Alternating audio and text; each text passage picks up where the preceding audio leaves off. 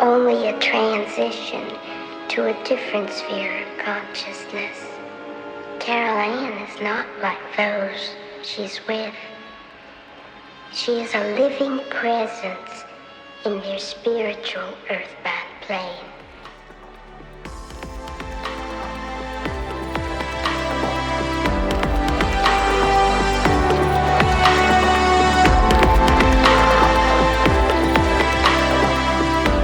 Hello and welcome to episode 92 of the Talking to the Dead podcast. This week I'm going to discuss something that is incredibly important in the world that we're living in at the moment. It's this feeling again that I had a couple of years ago, that everything is converging again.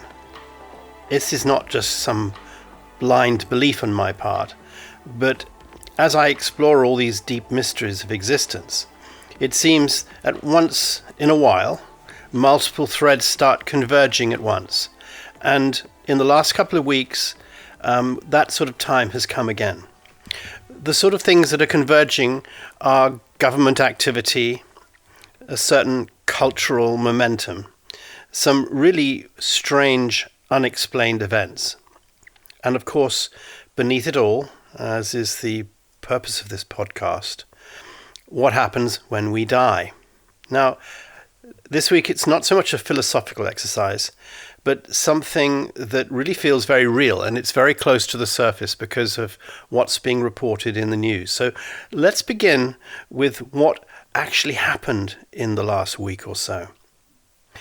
The White House, you might have noticed, registered a domain, a new name, Aliens.gov. Now, on the surface, that sounds quite crazy, really.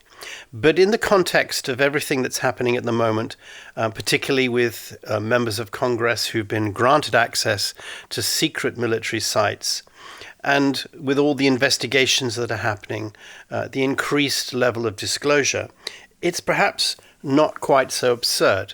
Because don't forget, questions like this that seemed absurd a few years ago are now being discussed on mainstream media and are not considered to be quite so absurd.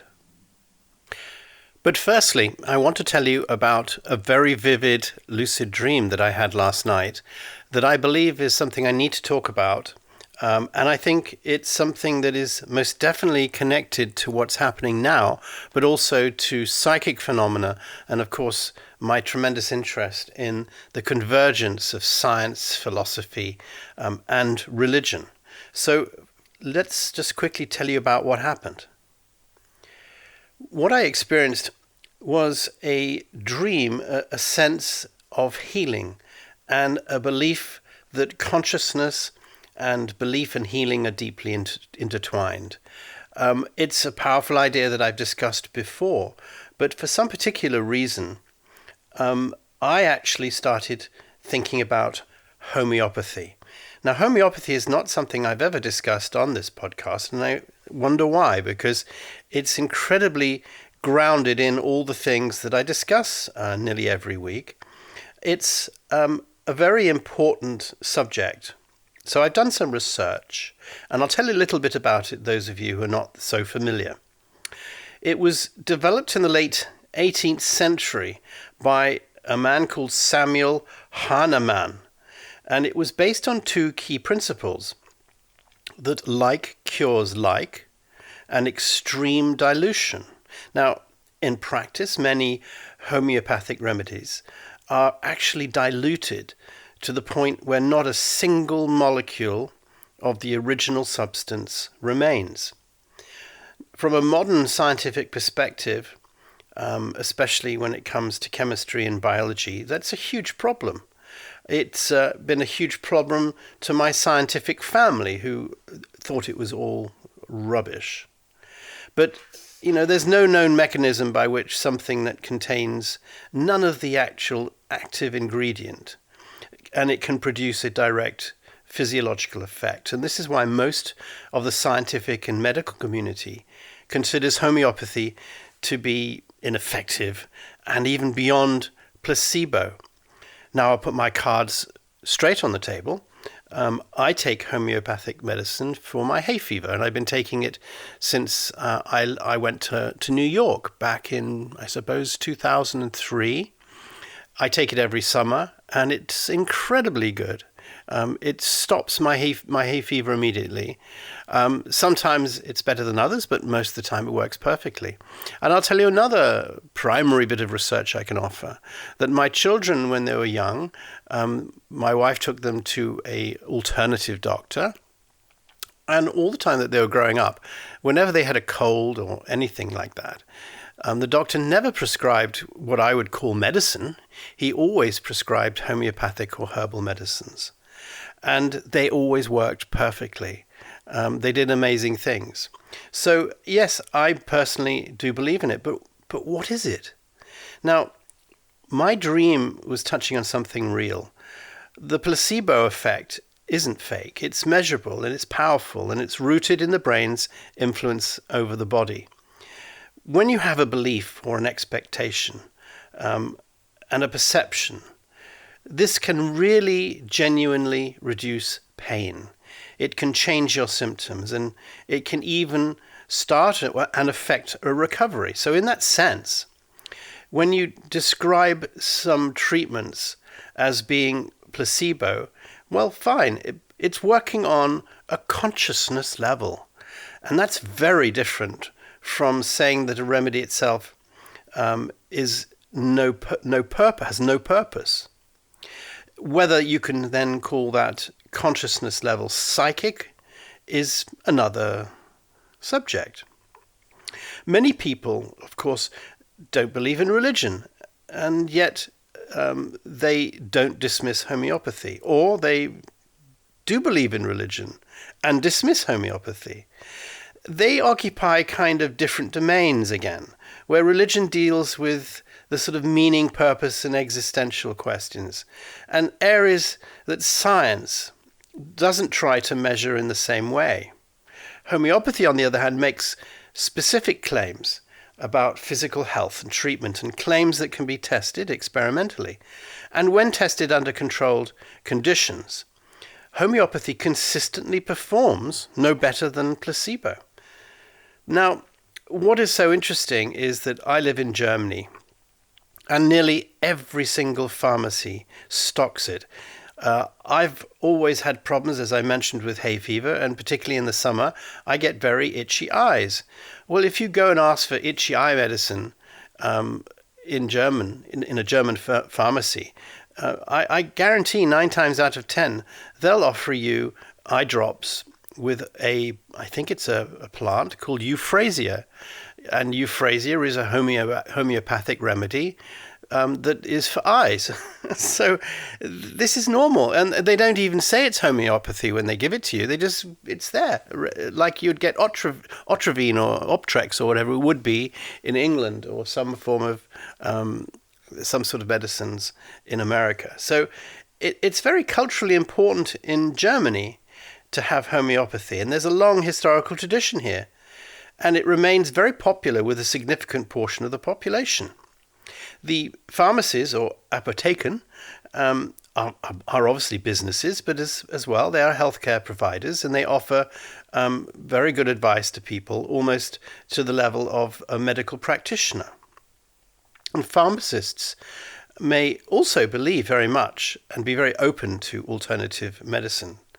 But obviously the main driver are consumer demand, and that it's very culturally accepted here.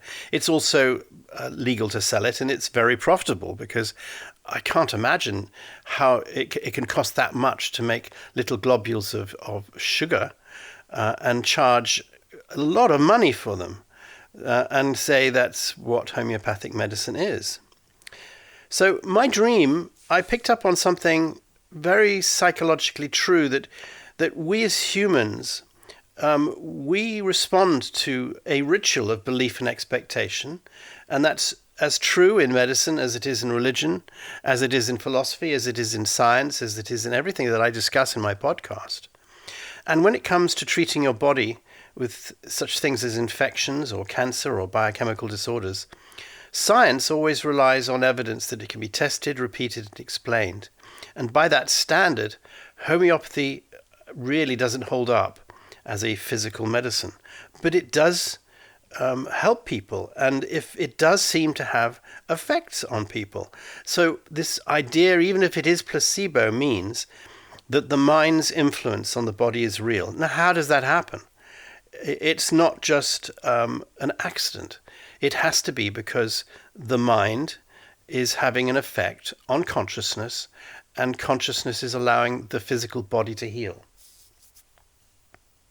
So I just offer that little segment there on homeopathy because I think it's relevant to the discussion I'm going to have now about what's going on in the world at the moment, because everything is related to consciousness. Everything we are is consciousness. The way we communicate is consciousness. Life after death is merely consciousness leaving our bodies and going back to where it came from. Now, what's been happening this week? Well, the White House, as I said, registered the name Aliens.gov.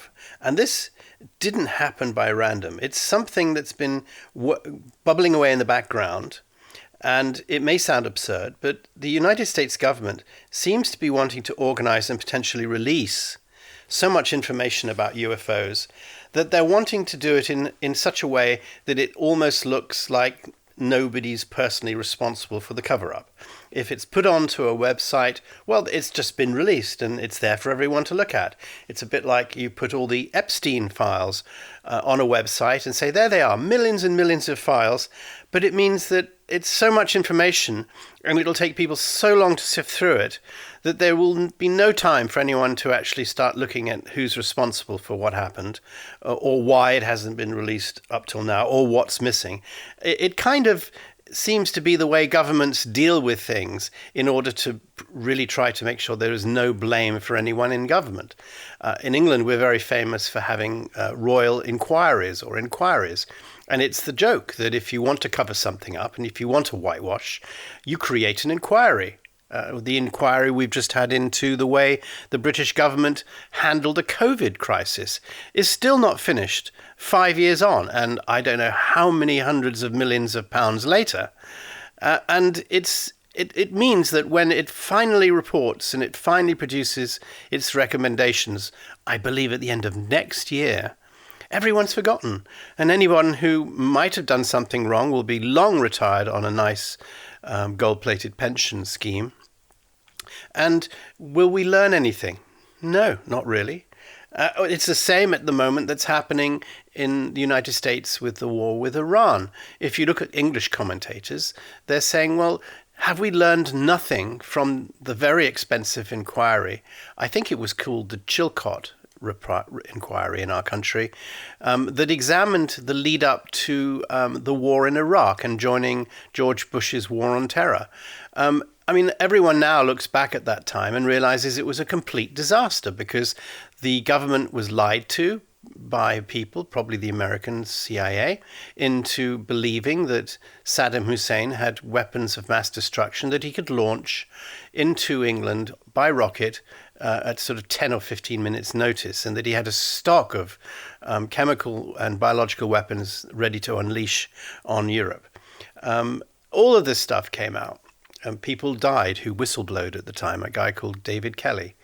And it came out in the inquiry that it was all a lie, and it was all manufactured, principally by the British government and the American government, into basically making people support an invasion of Iraq and Afghanistan. And a range of suggestions were put forward by this multi-million pound, multi-year inquiry, saying what we should do to make sure these things never happen again.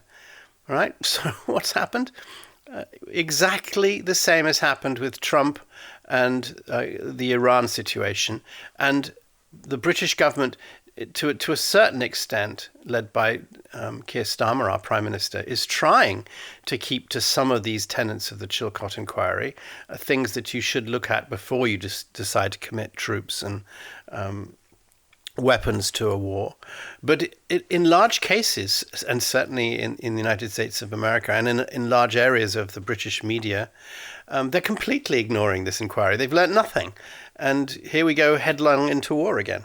I digress, but I'm just saying that it's really very silly that governments end up realizing that the only way that they can release confidential information is by dumping it all suddenly on a website. And that seems to be what the United States is going to do. Now, obviously, for decades, the official approach has always been just to dismiss it and to downplay it and ignore it. But something has really changed, and now we're seeing the preparation, the structure. And it's a quiet construction. It's a public-facing system that is designed to hold and distribute information. And it suggests one thing, that aliens are real, that the reverse engineering of their technology has happened, that the government has been covering it up, and that aliens have been living amongst us for years at the knowledge of governments. And I say that, and all the commentators that I watch say that, but the conversation for so long was avoided. But right now, all the satellite imagery, the military recordings, the sensor data, the information, the documents, they're all coming out, and it's impossible to hold back this dam of secrecy. And so that might be why they set up the website, because they've just got to let it go. Otherwise, something is seriously going to break. The idea that we're not alone is no longer fringe. It's become normal to talk about it. Public figures are speaking more openly about it. We've discussed that previously. And we've discussed how films and documentaries are coming out now more and more. And there's a belief that's rising amongst the population that there is a possibility that intelligent life exists beyond the Earth. But the culture is really accelerating faster. So if we look at what else is going on, the United States Department of Defense in the last few weeks has been talking about its dedicated programs to investigate UAPs. And yet their findings are careful. But some senators, like Senator Luna or others, have come forward and said, they have seen the evidence that they're not allowed to really talk about because they're in these skiffs, these very secret kind of conference rooms where they're searched on the way in. They're not allowed to take notes, and they're searched on the way out, so they don't have anything with them. But they are saying, that they have seen stuff. They have seen very high quality videos of spacecraft and aliens and all sorts of stuff. And they're just saying that this stuff, which is alien technology, is definitely in the hands of the United States government, and they're going to have to release it. Now, the other thing that happened in the last few weeks is perhaps related to the pushback that will come from the organizations within the government and the world that have perhaps been benefiting from this technology and this contact, who don't want the information to be released for a multitude of reasons, as again we've discussed, such as the possibility that there could be free energy devices. There could be a whole host of technology that could help humanity, but would also affect very rich people who are making a fortune. That technology is not there, and that we rely on old technologies such as oil and gas.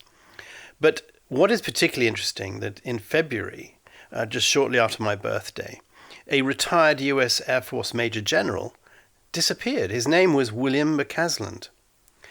And he vanished in Albuquerque, New Mexico, with an extremely narrow window of time, about an hour. And he didn't leave a note. He didn't leave any trace. He left behind his phone, his smartwatch, even his glasses. But he took his backpack, his wallet, and a revolver.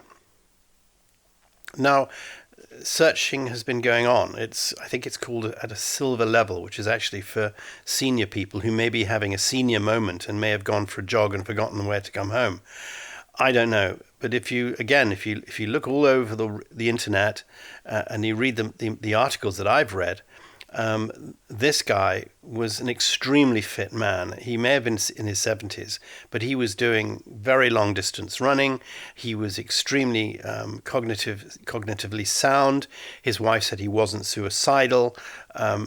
It's totally out of character. This man would just literally disappear off the face of the earth, and nobody has seen him.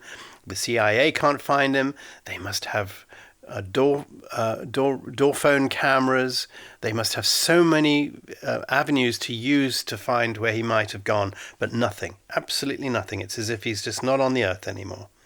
Helicopters have scanned. They've had door-to-door searches.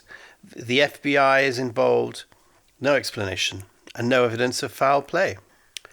It's just that what is very interesting about this Major General was that, amongst his other work, he was in charge of the Air Force Research Laboratory, and he'd worked on classified aerospace and defense programs, right at the edge of what the public knows and doesn't know. And because of that, the story won't stay quiet. It's well believed in the various communities that believe in these things and are trying to discuss consciousness and aliens, that he was involved in probably more the cover-up of it than he was the revelation of it. How that would fit in with his disappearance, I just don't know. So it remains to be seen exactly what happens there. Now, his is not the only disappearance.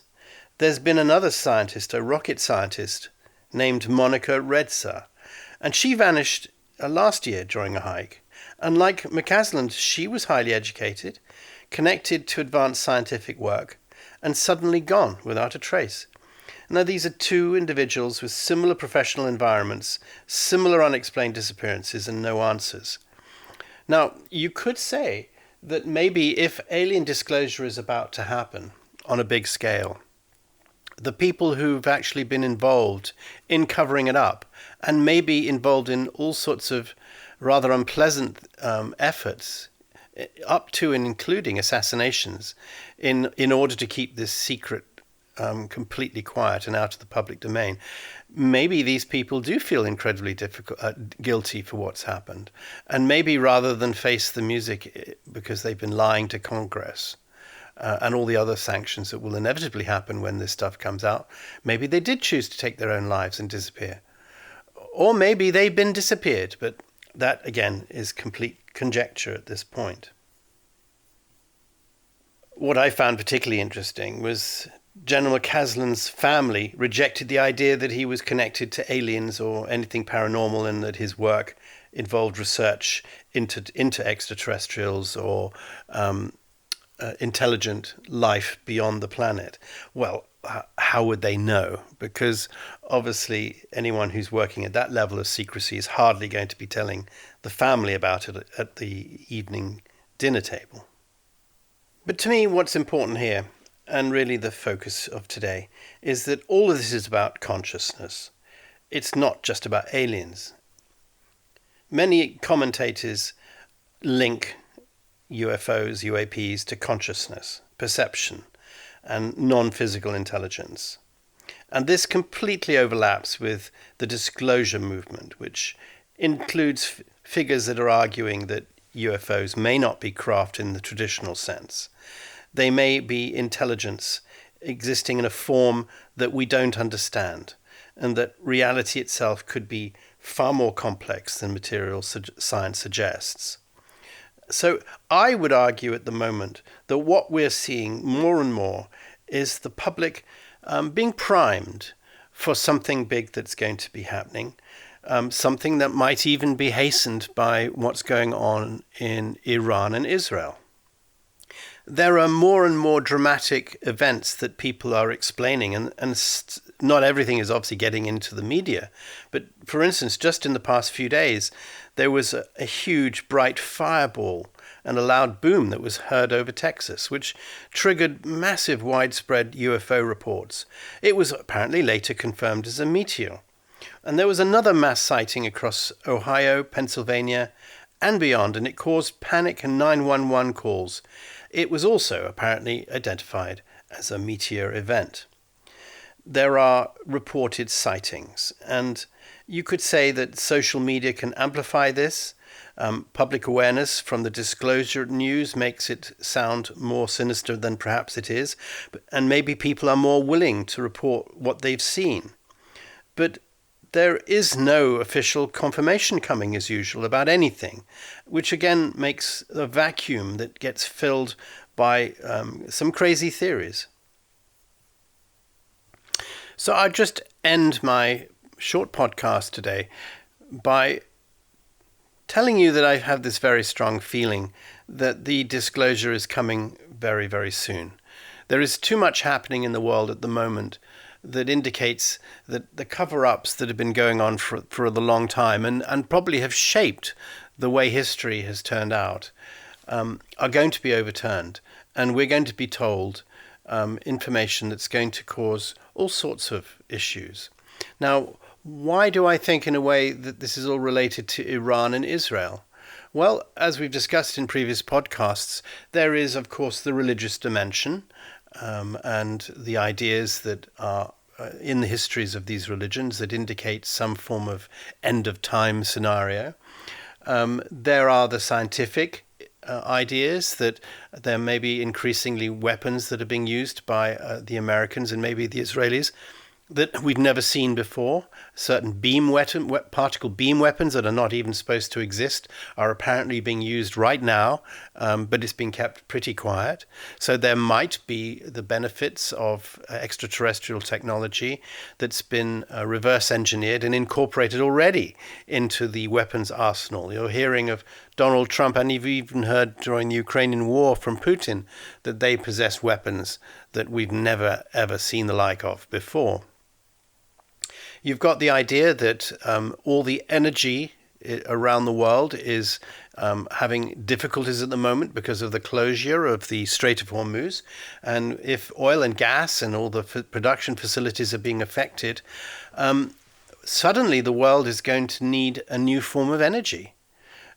Could this be related? Wouldn't it be amazing if suddenly it turned out that the United States, maybe, or other countries have this secret energy that they've managed to acquire from a non-human intelligence? And maybe this is the time to finally bring it out. Maybe the shock is not so much that the oil price is going through the roof and that oil production and gas production is going to be in serious trouble in the Middle East. Maybe the shock is this is going to happen anyway, because if you do release information about alternative forms of limitless free energy, it's going to be the end of the Middle East anyway. So maybe this is part of the whole scenario that's going on at the moment. So yes, it's the weapons, it's the energy, but then it's also the religion and the social order. What's going to be left after all of this? Who's going to be in charge? What effect is it going to have on governments and the way that we organize ourselves? That's a big question. And that's something that I posed to my friend Linda in North Germany last week, because the world at the moment sounds incredibly crazy. There's some mad things happening. It's an extremely dangerous time where it seems that we're sort of drifting or being dragged towards a world conflict, maybe even a nuclear conflict. It's a completely crazy time. And really maybe the only thing that really can save us from ourselves in a way is if finally the interdimensionals or the extraterrestrials or whoever they may be who have been here forever finally do make themselves known. And maybe then they will help us realize what stupid animals we are to have got ourselves into the mess that we're in. And maybe we just need help to get out of it again.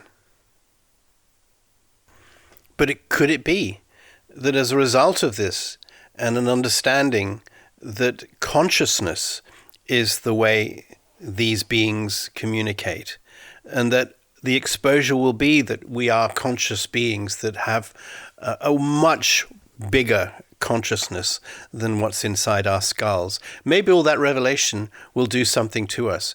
Maybe at that point we'll be able to make conscious contact with all the different people that have ever lived, or all the people that we have ever been or ever will be. What is that going to do to us? How will it change humanity's place in the system? Well, the governments have obviously decided that this information at the moment is far too dangerous to be released to the general public because they're worried about wars and fighting caused by it. Well, it's getting to the point that they can't hold it back. And as other commentators have said, we could be on the verge of catastrophic disclosure. But you could see with, as we said at the beginning of this podcast, that the United States government at least is thinking about trying to organize it in a slightly more structured way, and maybe setting up the Aliens.gov website is a good idea. And it's a way of at least making people feel comfortable that something so uncomfortable can be presented in a way that people could accept and not go crazy knowing. But one thing that is for sure, and the last thing I just want to talk about, is the hatred that is at the moment going around the world, and particularly even in the area where I grew up in London, Golders Green, the hatred towards Jewish people. And what a nonsense this is, because you're talking about a people that have been around for thousands of years and have lived within all our societies for thousands of years and have been through enough persecution and troubles in the last 100 years and beyond. And yet, for all that's going on in the Middle East at the moment, all you're hearing about is Jews being bad. And it's so strange to me because I've been through this before, and I've had communications from other entities that have tried to sort of help me learn to separate this, because we're not talking about Jews. We're talking about a state of Israel that is a political entity that it happens to be Jewish. And it's not right to be blaming one particular religion for things that are bad, any more than it's wrong to be blaming Christianity or Islam or any other religion for what's going on. It's not the religion that causes these issues. It's the people who use religion as a pretext for getting unpleasant things done. That's something that came through many times in the last few years in my podcast, is that it's nothing to do with religions. Religions are just explanations, are people's personal testimonies or recorded testimonies from thousands of years of life. And they tend to have nothing to do with the way that it's ultimately interpreted by people and turned into formal religions. It's so sad to see that things that are basically good are used and turned into something evil. But again, that may be what seems to happen, is that you try to corrupt the goodness here and use it as something that's really, really bad. And I've had so many strong feelings this week that yes, it is right that you question what's happening in the United States, what's going on in Israel, what's happening in Iran. Of course it's right to question it, but it's wrong to jump on some sort of bandwagon and sort of make out that the Iranians, because they're Islamic, are bad, or that the Israelis, because they are Jewish, are bad, or even that the Americans, because they are fundamentally a Christian country, are bad. All this is complete nonsense, and it'll take us down a very destructive rabbit hole. So that's all I really wanted to talk about this week. I hope you've enjoyed it, and thank you for listening to me.